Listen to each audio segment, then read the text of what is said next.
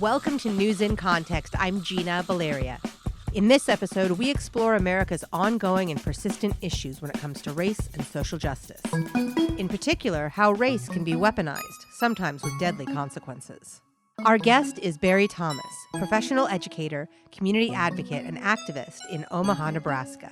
Barry's concerned about issues related to race in this country, and he's dedicated his time to addressing these issues. When Barry and I initially talked, it was a few days after the arrest of the two men accused of killing Ahmaud Arbery, the man who was chased down and killed in Georgia while on a jog. Since that recording, our nation now faces other incidents of weaponizing race, including a white woman dubbed Central Park Becky threatening to tell police that a black man was threatening her after he asked her to leash her dog in a sensitive area of the park. The second incident caught on camera this week ended far more tragically. George Floyd lost his life while in police custody after an officer took him to the ground and held a knee on his neck for several minutes. On mobile phone video, Floyd can be heard saying he cannot breathe. The officer didn't move, and soon Floyd was not moving either. Though these incidents happened after our interview, they are relevant to our discussion. This episode is part one of my interview with Barry Thomas, as we explore the role of cell phone video, social media, and media coverage of these incidents. Next week, we'll delve deeper into the soul of the U.S. and why these incidents and issues persist.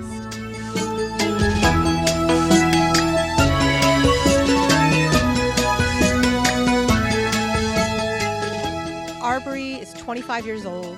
He ends up dead while on a jog through his neighborhood.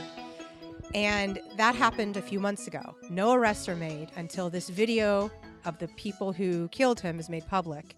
And this is not the first time this has happened. I go back to, I was in LA at UCLA when the Rodney King video was released. So it's not, it was happening prior to social media, but the element of video was somewhat new. So how are we, the general public, to sort of process and understand that we need video or any aspect of it? I'd love to hear your thoughts. The concern I have with Ahmaud Arbery, Trayvon, Rodney King, all the individuals in Omaha. We had Will Brown, who had been lynched in the the late 19 teens, and so you're making reference to social media and video and images, but to be honest with you, just tying a thread between all of these incidences in which, in my opinion, there's injustices being committed based off of race. This is more American than apple pie. And so my initial reaction when I saw it, it was troubling to me, not necessarily because of the imagery itself, but I have unfortunately seen multiple incidences that happen weekly, not as graphic, but people being pulled out of Waffle Houses, kids being dragged out of swimming pools by law enforcement or people that act in the name of law and order. My social media is constantly bombarded with images and video similar to that of Ahmaud Arbery. Again, not always as graphic and not always as volatile, in this case leading to the death of an individual, but still I was most upset about the fact of my reaction to it, which was, another one, another person, another individual to add to the long list of this country's history of the complete disposal of Black bodies. And so that part jarred me. My reaction to it jarred me more so than anything. And I don't know.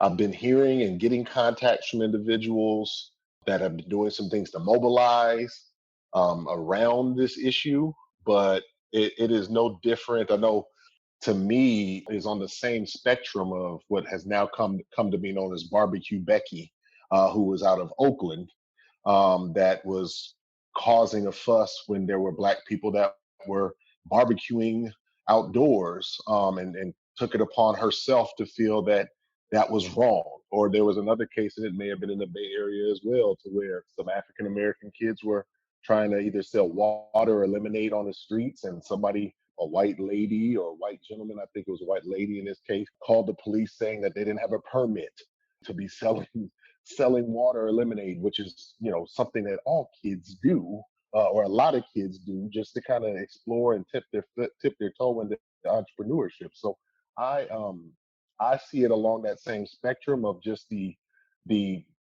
policing of black bodies and the ability or the thoughts of some white people in our country to where they believe that they are endowed with this ability to take into possession the livelihood and, in this case, life of black people upon their whim.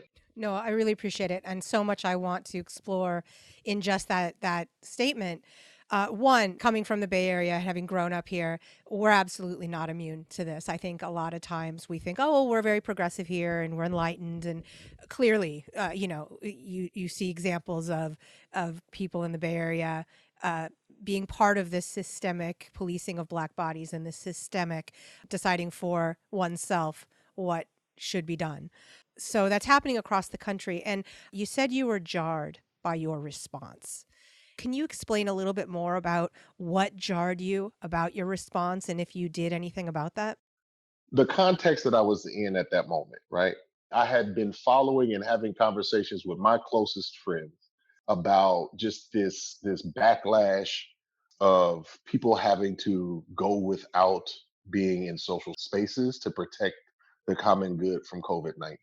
It started off interestingly where one of my friends from college had sent me a meme. It was something along the lines of black people that had been incarcerated that were free, that were at home, and how comfortable that they were during the shutdown because they had been used to not being able to go anywhere. And so freed ex-cons or freed people who have been in prison at home, twiddling their thumbs basically like, what's the fuss about, as other people, other black folks were concerned about not being able to do this and that, right? And so the conversation kind of started from there. Then it turned into just kind of watching not just black folks respond to COVID-19, but just in general, the country started to have these protests, and marches on state capitals, and demanding that the country or that the states reopen. And just watching the indignation of the people that were protesting be so upset about, I can't get my hair done, so upset about I can't get my nails done, I can't go to the bar, all these liberties that are so trivial.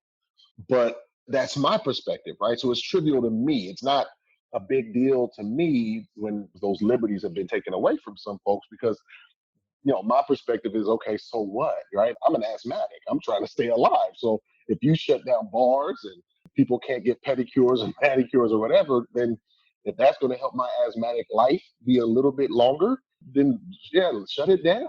It's interesting to see people who don't necessarily feel like this is something that's going to be problematic for them, like just go crazy and be furious about such things that are so small to me. And so in the context of having conversations about who was the largest group of protesters, there's diversity within those crowds, but it's largely white folks that were up in arms, literally, about states being closed. I started having conversations with my friends about, man, why is it so difficult for these protesters to just kind of suck it up for a little bit just to get by? And a friend of mine, and so this is not my thought, but this is just how he explained it to me. He said, black bodies have been restricted in space forever. We're taught as black people how to, like, our mannerisms that can be perceived as aggressive, to avoid using those mannerisms, right? So if you're pulled over by a police officer, your hands need to be here, your eyes need to be here, your voice needs to be this, your body language in general, right? Your body is policed, and you're told not just on the micro level, but even like, this is your side of the city that you can live on, as opposed to all of the city. You're told that, these are the colleges that you are able to go to, or you're told all of these things like that are so restrictive about your body, or even just how to interact with your teacher when you're a kindergartner, or the type of hair that you're allowed to wear, or the type of hat, or how your hat needs to be placed on your head. I mean, it's just to the smallest degree of being corrected and told how to manage yourself as an individual. When you're told by the government to stay home, then it's not as problematic for you to stay home because you've been told by social structures and social norms that you can and can't do things all throughout your entire life. And so, for those that have not had to come under that same type of structure, right? So, for people who don't have to live with limits, to be then now told that they have to obey laws and ordinances, now you can understand where that anger and that frustration may come from, because if you've been told your whole life that you are free to do whatever you want and you don't have to think about anything, largely because of your privilege, and now all of a sudden you're being told, hey, 6 feet. You're being told, hey, wash your hands 20 seconds, say the alphabet. So all of these rules and procedures for how to go about living your life, those things could be frustrating for someone who hasn't had to adjust to living like that their entire life. You're listening to News in Context. I'm Gina Valeria. We're talking with Barry Thomas, professional educator and community advocate and activist in Omaha, Nebraska. It's interesting to see how that frustration then can come through when you've had to live that way for a month and a half, 2 months. Imagine your entire life. And so I had already been having these conversations about the restrictions around Blackness and Black bodies in this country and in social structures. And then a reminder of just going out to jog, right? Just going out for a run. I'm already in the midst of thinking about the privileges that some have and the obstacles that others have, right? And so then you get this boom, this guy is trying to keep himself healthy. This guy is doing the same thing that countless numbers of other people do every single day. He had to think about the route that he was taking. He had to think about the neighborhoods that he was going through just to make sure he had familiarity. He had to think about what time of day that he was going to go for these runs. He had to think about a lot of different things to prepare.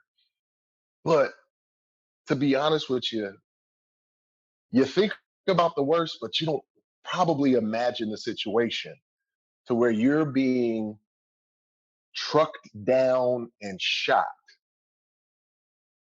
as you go for a run because you're being accused of something that you have no idea of what they're talking about, right? So you're being accused of being a trespasser or stealing in a situation where you're like, well, trespass where, stole what? And so that's your death. That's your death. The judgment has come down by two people in a split second that had the access to the firearm within their rights, right? Within their rights to hold and control. And they decided at that moment that it was time for you to be off the planet. It was time for your spirit to go meet your ancestors. And that was their choice. And not only was it their choice, but as it was brought to those who have control of the situation, right? It's brought to the laws, as it's brought to law enforcement and to the criminal justice system. They then chose to hide the truth. They then chose to tell your mother. They chose to tell your mother that you had been invading their home, which was not true, right? The police told his mother that he invaded these people's homes and that they were defending themselves against him. So not only was the video hidden, but the truth in the moment was decided to be hidden from the populace. And so I sit there and I'm looking at this and I'm getting a real quick understanding of the story within a day or two. And I'm not moved because I know about Trayvon. I'm not moved because I know about instances throughout this country's history to where this is the norm. And that was the jarring part. The jarring part was my lack of emotion. I was like, I'm unbothered. This is reading through my timeline on my Twitter feed, no different than me seeing, a cat video. Just the sickness of that, of how common I see memes of athletes doing dunks is the same frequency that I see Black folks being unjustly persecuted in this country. And I can scroll by it. I can scroll by it just as easily as I can scroll by any of those trending topics that come along my timeline. And that was the part that really bothered me, was that I was unbothered. That's a powerful statement. The frequency with which you see an athlete doing a dunk or a trending story is the frequency with which you're seeing these stories come across your feed. And there's a ton of research around this. Not to, I mean, I want to get back into the personal, but there's a lot of research that we just get used to our environment, and from the lobster in the water that gets heated up to it makes sense that you and maybe we as a society are getting numb to this stuff, but that's a scary thing to realize because I think we all have an idea of the society we want and the way we want to be with each other. And we're not that way. And there's a lot of work to be done. And sometimes it can get frustrating or upsetting or, exhausting, which I can imagine for you, it's extremely exhausting. But to get to the point where it's like, for me would be scary. And I imagine it was a scary moment for you as well. Yeah. And Gina, I don't know if numb to be. I'm trying to think of that because it sounds right, but only in the sense that I think of it this way, right? So there's trauma that is sedentary. There's trauma that is happening to us that we don't even realize is happening. Ta-Nehisi Coates has this book called The Water Dancer that I read last year. So I was like in the second chapter, and there was a part about him, the character seeing his mother dance and trying to hold on to of his mother dancing. And I have no idea, Gina. I cannot tell you what it was about the words on that page that triggered me, but I lost a very close family member when I was 16 years old. And hearing how Coates wrote the words to describe trying to hold on to a memory that's leaving, that's fleeting, tied so much into me trying to my best to remember my family member that passed away, to where it incited something in me that rose emotion that I wept. I wept, and I wept hard. And it was something that I wasn't even thinking about in the moment, but it triggered me. And in past, I've told myself that I needed to suppress that. I needed to kind of toughen up. But kind of knowing and maturing over time, I realized and recognized that was something that I needed to deal with at that moment. And it was because it had been suppressed for so very long. And so that numbness, I think about when a limb or something goes numb, eventually the feeling comes back, right? So to say that I was numb at the moment, I think is accurate, because I think at moments there are rages. At moments there are emotions that are triggered that I may not have been upset at that moment. I might have been numb to it as I was going through the timeline on my Twitter feed, but I know that there's going to be a time where I'm not going to want to do something for the community. There's going to be a moment where I'm going to feel like, man, look, this is enough. But I know that at some point I'm going to recall the trauma of seeing that man shot in the back, and it's going to motivate me. It's going to put a fire in me to continue to do something because he can't anymore. And that numbness that I felt at that moment is going to flee and going to leave space for that fire and that feeling to come back, and I'll be able to harness it then for something positive. I don't want it to seem like I was apathetic. There's something that I see and it resonates in me, but I just, at the time, it just, I couldn't call the emotion that it warranted, because like you said, there is a certain amount of capital, emotional capital that I can have within a certain day, and I got to be careful about how I go about using it. You brought up the civil rights movement and the very upsetting pictures of Emmett Till, and you're right, the bravery of Till's mom to open up the casket and show the world really led to this profound movement. And then, of course, the TV news showing the protests and how protesters were being treated in the South and all of that horror helped people find their outrage and helped us move forward a bit. So now we have many situations where video or pictures have been involved. In the Ahmaud Arbery case, there is a video. And it wasn't until this video was leaked that action was taken. So this video was instrumental in the people who committed this act starting to be held to account. And then I'm watching in the media and I've got this piece of media that shows my side. No, I've got this piece of media that shows my side. Everyone's using media to sort of jockey for position in the narrative. And so there's that piece of it. And then the other piece of visual media that I want to bring up because it fascinates me. There's been a lot of history about how people of color are represented in news stories, whether they're the victim or the alleged perpetrator. Usually a person of color is shown, the mugshot is used. Whereas if it's a person who's white, then it's a picture of that person with their family. In this case, what I've noticed is Arbery himself, the predominant image that I've seen is his senior portrait where he's in a tux. And the predominant image I've seen of the suspects is their mugshot. And for me, that was somewhat new. And so I feel like progress is being made in representation. I could be totally wrong. I would just, in the case of justice being served, as well as the case of representation, I would just say, just wait a little bit. And the reason, Just it'll all go to hell. Thanks. well, and I don't mean to be, you know, uh, it's just the truth at this point, right? And to be, just thinking about you're saying that at least a little bit more of accountability has been held now to the individuals who murdered Ahmaud Arbery, kinda, right? The person that was assigned to now preside over this case is a person that has a background that is more aligned that I would not be surprised if this case did not go the same way as the young man in Dallas that had been shot sitting in his house eating ice cream by a police officer when she was getting off duty.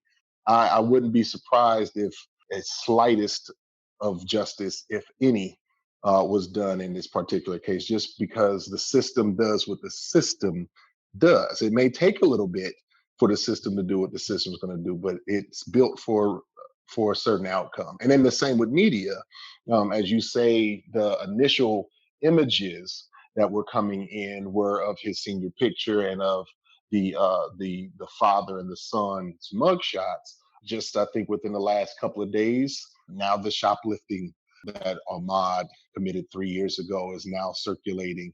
I say just give it its time to work itself out. I do see the value in what you just said, though. I absolutely see the value in how instantly the story was being told, right? It's who's telling that story, right? And so that's the other complexity of Mammy Till and Emmett Till's body at today is, you only had a couple of outlets for which the media was utilizing to convey messages. And today, and there was you know, journalism in those days. Monetary and commodities were a big part of commercializing television and things like that, but nowhere near to Super Bowl commercial ads like what we have today. And so there's added value in making sure that your customers are comfortable with the images that they see, so that your customers can continue to turn in so you can make those dollars off those commercials. And that then is going back to something you said earlier, if journalism is one of those values that we have in our country, then what do dollars have to do with telling a story, right? So the narrative needs to be told dollar free, the same way that, as you brought up earlier, campaigns and voting and the democratic process itself also needs to be brought up dollar free. And so once you, again, for me, it really centers along that economic value that goes into our system, to where our system monetizes viewership, and our system realizes that this story is going to resonate to certain people if it's told a certain way, and they'll turn in the view based off of it being personified and told with a narrative that they're comfortable with. And it's the brave people in NPR, it's the brave individuals like yourself who are setting up podcasts that recognize and need the need to have multiple stories being told across context, that this is what is also needed in this time and in this moment, probably more so than ever. No, you're absolutely right. I will say a quick note, that media financial imperative has always been there. As a quick example, Edward R. Murrow on See It Now, he took down Joseph McCarthy, which is an iconic and amazing moment of journalism.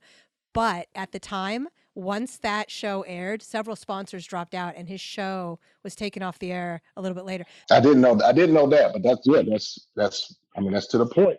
That's to the point. Good journalism got his show finished. Right. So the last thing I wanted to just say about the Ahmaud Arbery footage, there's another video I'm sure you've seen that's been released of him at the park and the police kind of harassing him a little.